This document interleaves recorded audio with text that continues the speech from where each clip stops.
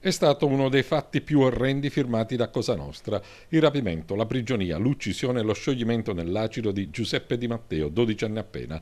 L'unica colpa del ragazzo essere il figlio del pentito Santino Di Matteo. Un'odissea cominciata nel 93 e conclusa 3 anni dopo. Un periodo della sua prigionia Giuseppe l'ha trascorso in provincia di Agrigento, nelle montagne di Cammarata. Uno dei carcerieri sarebbe, secondo quanto emerge da un'indagine, Angelo Longo, arrestato poco più di un anno fa nell'ambito dell'operazione Camarat. A tirarlo in ballo inconsapevolmente il cugino Salvatore Longo, arrestato 4 anni fa.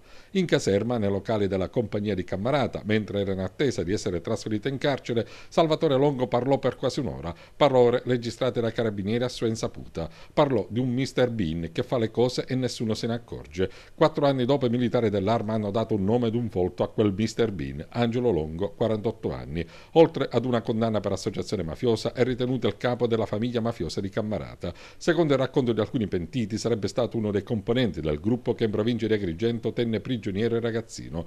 Ora la posizione di Angelo Longo è al centro di un vero e proprio braccio di ferro. La Cassazione e il riesame, che hanno recuperato quella registrazione di 4 anni fa con le parole del cugino, sostengono che gli indizi ci sono. Di parere opposto la difesa dell'uomo, che sostiene come quello sfogo non è tecnicamente utilizzabile. Intanto, al termine della sua requisitoria, il PM della Direzione Distrettuale Antimafia, Giuseppe Fici, ha avanzato le richieste di condanna per tutti gli imputati del processo antimafia Maginò, che hanno scelto di essere giudicati con il rito abbreviato. Per il boss di Campobello di Licata, Giuseppe Falsone, sono stati chiesti 20 anni di reclusione, 14 anni di carcere la richiesta per Salvatore Monreale, 12 per Antonino e Calogero Birrera, 10 anni per Carmelo Cacciatore, Francesco Caramazza, Liborio Parello e Giovanni Vinti, 6 anni per Giuseppe Morello e Antonino Perricone. È stata chiesta inoltre la confisca di tutte le aziende e imprese sottoposte a sequestro. Il blitz Maginò scattò il 14 luglio 2011 e pose fine ad una rete di presunti favoreggiatori del boss Giuseppe Falsone, arrestato un anno prima a Marsiglia.